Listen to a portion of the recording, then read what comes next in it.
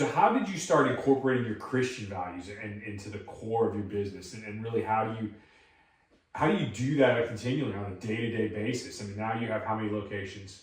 7 different campuses. 7 campuses. So you're on 7 campuses. Mm-hmm. And so how are you bringing those Christian values? What are the things that you're doing that's kind of setting your business apart, as well as how you guys are leading that? Yeah, well, I think personally, on a personal level, for me, what keeps me grounded is like, I always try to constantly remind myself, like, walk with humility, walk with like everything that you have could be taken away from you tomorrow, because it's really not yours. So I think that originally is like kind of what puts me in the mindset of like, okay, I'm not really doing this for the money. I'm doing this for like a greater purpose. I'm doing this because I get to pretty much almost influence 130 different college students across all of our different campuses. I get to have, great relationships with our other 4 full-time staff members. So it's like, for me, I'm kind of in this for the relationships and the experience and the influence and stuff like that. Not necessarily the money, but the way that we try to incorporate that into our everyday business is, it's not a in-your-face type Christianity. Everyone, knows that Chick-fil-A is a Christian-based business, but you never hear them really like denying someone because they're gay, or denying someone because their political affiliations don't, align or anything like that. And it's not, to us, it's like, that's not what we're here to do. We're not here to, force something upon someone. But we do realize that we have been given a vehicle and a vessel that has the ability to reach and influence other people. So something that's really that we do that's very practical is like, we have a very small but prominent verse of the day, like just whiteboard at all of our schools. And it's funny though, because like, that was one of the first things that we ever did. We actually used to have wooden spoons that were like a popsicle stick width, and we had this custom made stamp that we would stamp every single spoon, and it had 1 Peter 2:9, and I want to say it was you're a chosen people, you're a royal priesthood, like you're basically chosen by God. You're a group of people. So, and that was like what we wanted to like just tell people, is like, hey, you're special. And it came from that, was just the intentionality behind that.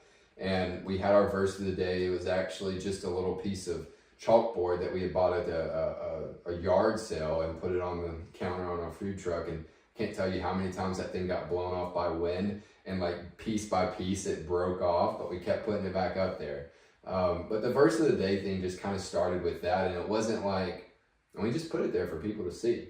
It wasn't something where we made t-shirts or we handed things out to people. It was like, if you see that, you gain a piece of encouragement from that, then you do that.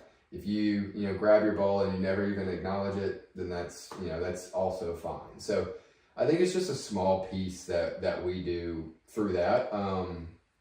I know it was cool the other day, like I'm currently trying to create an internship program for college students to help us run our business more efficiently and focused towards college students. So we're like trying to create interns that help us on our marketing and PR and communication side. And one of them basically said, like, I love the fact that I get to see the verse of the day like every day. And the intentionality behind that is just like, that's kind of like what we've been given that vessel. So we do that. We do a couple different, and this isn't really like, affiliated with the church or anything like that, but we partner with an organization called Never Thirst, which in themselves, they are actually a Christian-based business as well. And their goal and mission is to bring clean, healthy water to unreached areas of the earth. So we actually partner with them, and like a percentage of all water sales go to fund a well that we're raising money to actually go build in a country called Uganda. Riley and I that was our first year of blends that spring. So we had been in operation for a full semester. We took a mission trip there that spring during spring break at Alabama, and that was our first opportunity to go on a mission trip, really, and we kind of fell in love with the whole mentality of that. So it's just a few things like that. we like to approach it as being very generous to our customers. A lot of times we'll do percentage days with on-campus organizations. Obviously, we do a little bit of vetting. We don't want to give just money out to any organization or anything like that. But we just see it as like giving back to people, using what we've been blessed with to make an impact on others. Yeah, that's so good. I'm not sure if I alluded to it earlier, but it's what I call it in the business world, what you see a lot of now, which is called BAM, which is business as ministry. Yeah. And I think so many leaders, entrepreneurs, business people, they overlook the fact that, hey, your ministry is right where you're at, right? It doesn't have to mean you're standing on a stage in front of this big crowd with the worship band and stuff like that. Like, you can have an impact on these people's lives just by being present and being intentional.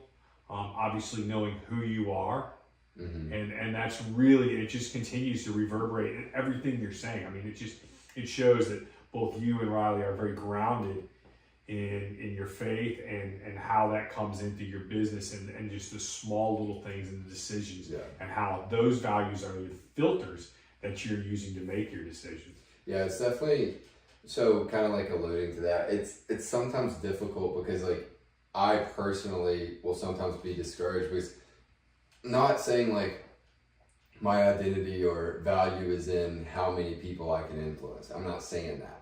But a lot of times I do realize like, hey, I'm doing this for this reason, for a good purpose and a good reason. And it's not always reciprocated, or it's not always someone's influence and it changes their actions. So you don't always see the impact that you're making. And that's honestly a really tough part of being an entrepreneur. But small little instances where you hear of students applying to work here and they say like those small things or what they notice, or you hear of customers talking about that, and it's like that really small detail really makes a big difference, and it kind of like comes full circle, and you kind of realize that like, yes, right where I am is my ministry. And whether it's someone's getting saved or someone's getting baptized, like, or it's just like someone literally just saw a verse of the day when the last time they saw a Bible verse was a full year ago. So, man, that's so good. So, I mean, we've talked about how your business is making a difference in the lives of your customers, how it's making a difference and impacting the community, on the campuses that it's on. I mean, and now you're telling me that you also have Never Thirst that you're working with, and you're figuring out ways to not only impact outside of the country, right, or the Southeast, because that's where you're at right now, but